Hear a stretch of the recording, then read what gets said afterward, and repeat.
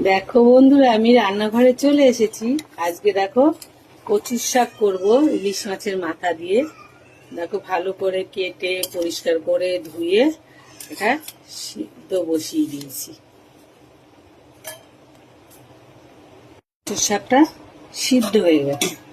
এখন আমি এটাকে নামিয়ে ভালো করে জলটা গেলে নেব। দেখো মাছের মাথাটা আমি নিয়ে নিয়েছি। আমাদের কালকে একটা 2.5 কিলো ইলিশ মাছ এনেছিল, সেই মাছটা রান্না করে ফেলেছি, মাথাটা রেখে দিয়েছি কচুর শাক করবো বলে। তার জন্য আমি এখন কচুর শাক করবো। মাছটা চলো আমি ভেজে নিই। দেখো এখন আমি এই যে মাছটা নিয়ে নিচ্ছি, ইলিশ মাছের মাথাটা। কালকে আমার ছেলে আজ 2-3 দিন আগে ইলিশ মাছ এনেছিল একটা 2.5 কিলো রেখে, সে মাছটা রান্না করেছি।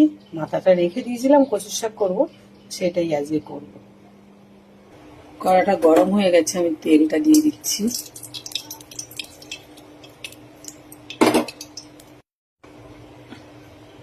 দেখো তেলটা গরম হয়ে গেছে, মাথাগুলো এখন দিয়ে দেবো।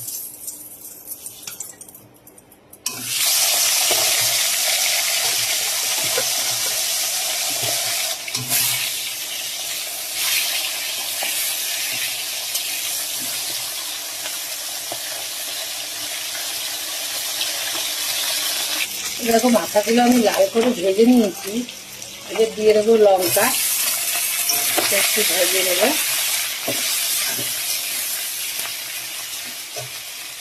এবার আমি কচুর শাকটা দিয়ে দেবো। হলুদ দিয়ে দেবো।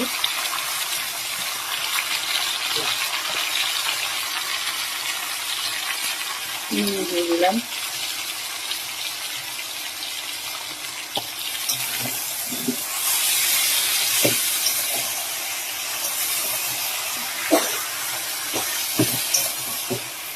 কচুর শাক একটু টান টান নুন লঙ্কা না হলে খেতে ভালো লাগে না।